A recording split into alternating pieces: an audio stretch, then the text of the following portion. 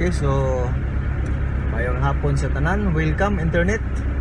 Welcome sa atong bagong episode karon. Mag-update ta sa atong kahimtang nining atong bagyong Verbena. So i-update na to karon kung kumusta ho na to ang atong area sa syudad o sa may lapit sa suba o diha sa may dagat nga bahin. So kana raman diha ang pinaka-importante, no? Okay, so let's go. So mao kini ang kasamtangang sitwasyon dinhi sa usa ka barangay nga dinhita nagdikan, no? So going ta karon dito sa may sentrong bahin atong tanawon kung unsa ang sitwasyon dito dapita. Padayon ang uwan, so kadto ni gainang kadlawon o gabi baka to wala na mabantay. So hantod karon way puas ang uwan, meaning way undang. Mo ni niya pwedeng minawa ang maong kuan lugar. So niyata karon ini pasulod na ta sa atong sentro sa siyudad sa Cabadbaran. Okay.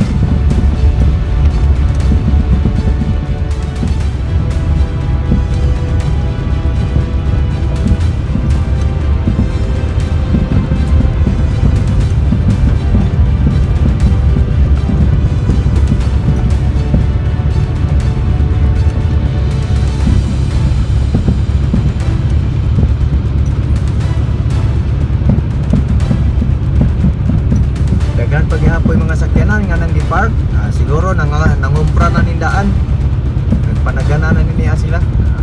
Okay, mo ni ang kahimtang na to din eh.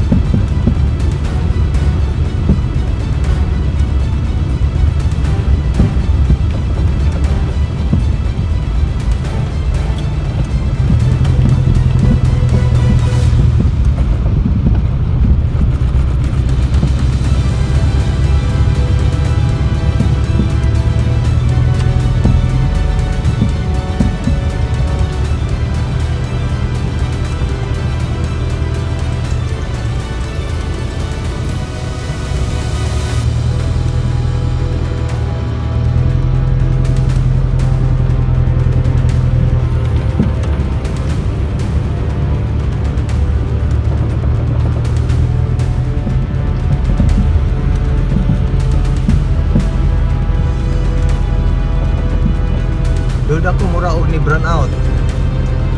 Karon lang yun siguro ni brown out. Kay pagikan ako dito sa balay, wala ba, nagsigya pa man to.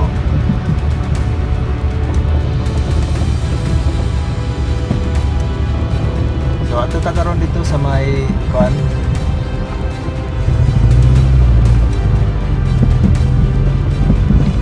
Ato ta karon dito sa may suba nga bahin.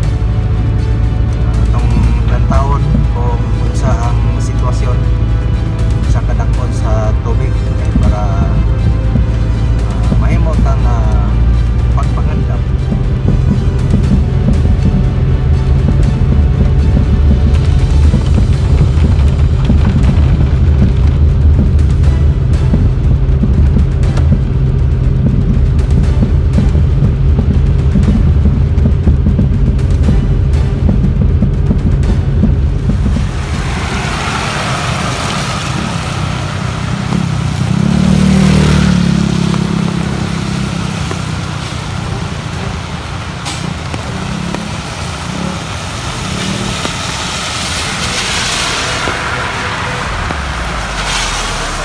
Sa Twin Bridge sa Cabadbaran City atong lantawon kung unsa kakusog ang tubig o unsa pud kadako ang tubig, no, nagikan sa bukid. So mo ni karon ang sitwasyon. Okay, so layo ra, so na makita na to no nga daghanay ng lutaw nga mga kahoy. So bulog pud ang tubig dinhi sa atong tulay.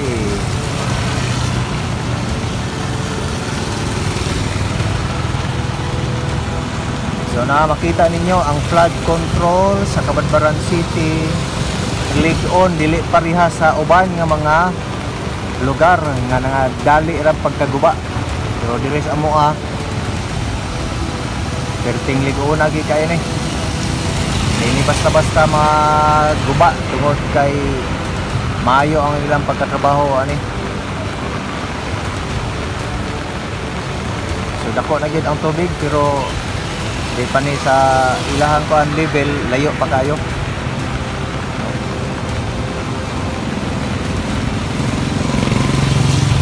So mo ni ang kasamtangang sitwasyon dinhi sa atong tulay.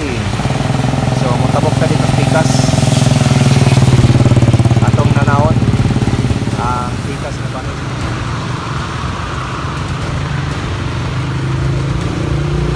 So di nakatabok na ta. Atong lang taon dinhi sa ubos nga bahin kung unsa ka kusog ang maong bulog sa tubig. So actually nga atong CDRRMO sa Cabanatuan City naga-monitor kini sila permanente. Nagkaroon ni sa aning nga lugar. So kini niya siya ang source gikan kini sa may bukid nga bahin no, gikan sa Surigao. Kung kusog ang uwan dito sa Surigao, posible nga mao ni ang sitwasyon. Ano? Wala nang lutaw ng kahoy. Nana, no? Ang level sa tubig layo pa tayo, napas sa number 2. So ang ilahang level ini taman sa number 4 man siguro na. Yan. So pinili siya nga tulay sa kuan niya. Pagkapagindaan ang pikas mo ni ang katong bangko.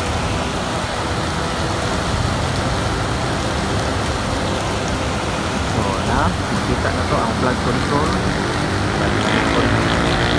Hindi basta-basta na matuba.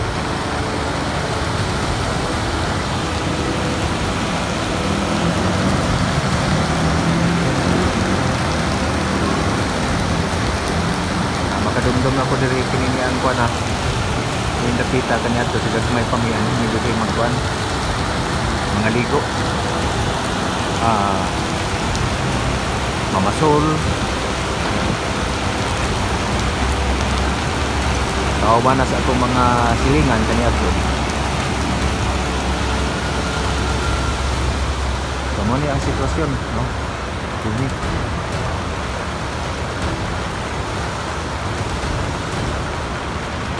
ay mga sakyanan nga nang di parking kani for purpose sa safety sa mga sakyanan.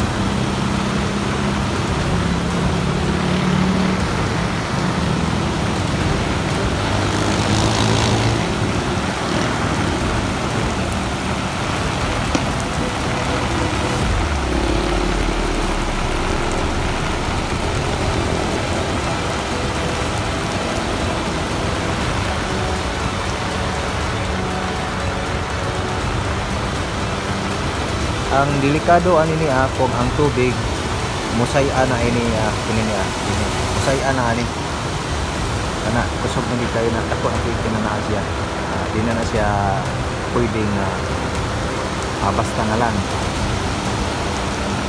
So ay mga tao po dito sa tubangan so monitor po niya sila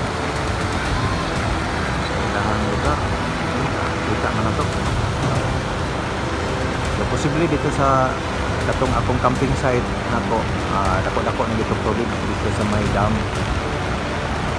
Okay, so man ini labigat ta dito sa ubos nga bahin sa may barangay Tulusa para makita po ninyo unsa ang sitwasyon sa maong lugar kay mao man ni ang bagsakan no kining kabinet og ang barangay Tulusa. Mao ni bagsakan sa tubig gikan sa bukid. So atong tanawon dito ang sitwasyon no? Kung dako ba ang dagat nagtao ba o wala. Okay, so ito.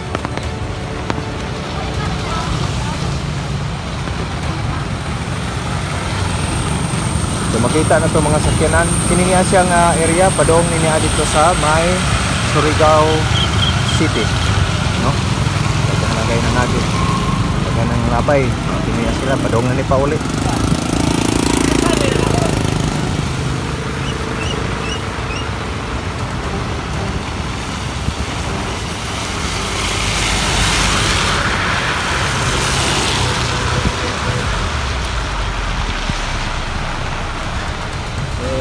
atong subayon ato ta sa bigas nga bahin sa atong giingon ninyo ato ta sa Tolosa karon.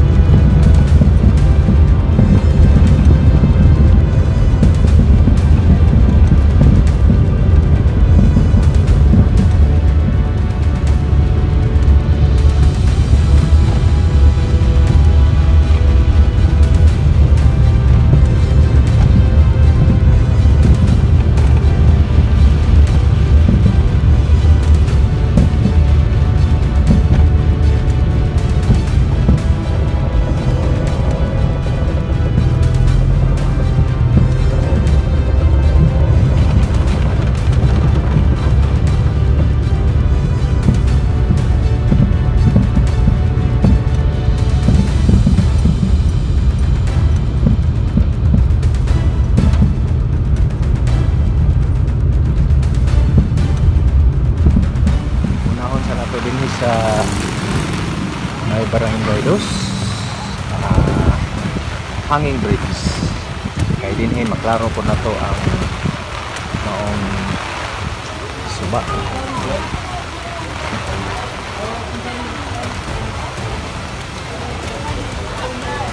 Niyata karon din sa ibabaw medyo ang hangin din eh bakit kita sa hangin. May area din nga doon lang bilahan tubig. So nasa hapit-hapit mga balay.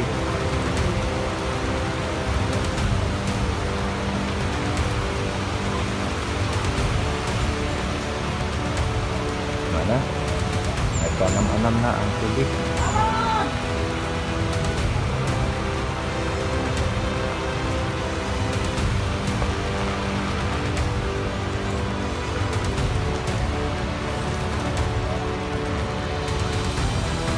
Naman ni ang kahimtang karon din eh.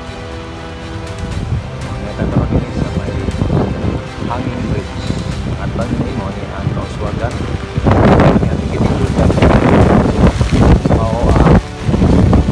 Barangay Dos. Unahan ini kanang na mga sida na to. Na Barangay Tolosa. So kusog ang hangin din eh. Balita at sa Tolosa para makahibalo ko mo sa sitwasyon sa Bisala.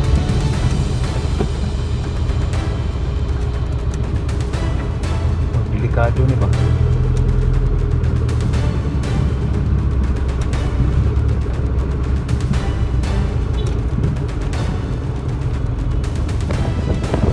Init na ang panahon.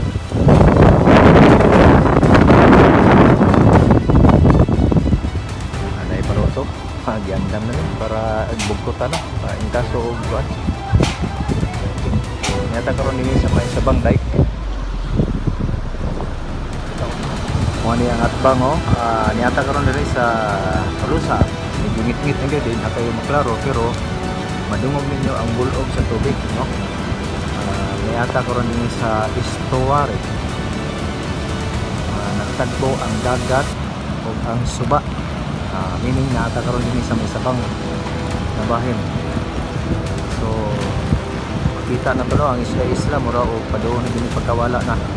Sayang. Mababa na. Mapalit na gihapon na. Samtangan kahimtang din sa may Sabang na bahin sa Cabandaran River. Kusog yun ang bulog sa tubig. So mao ka to ang atong update sa atong kahimtang nato karon din eh.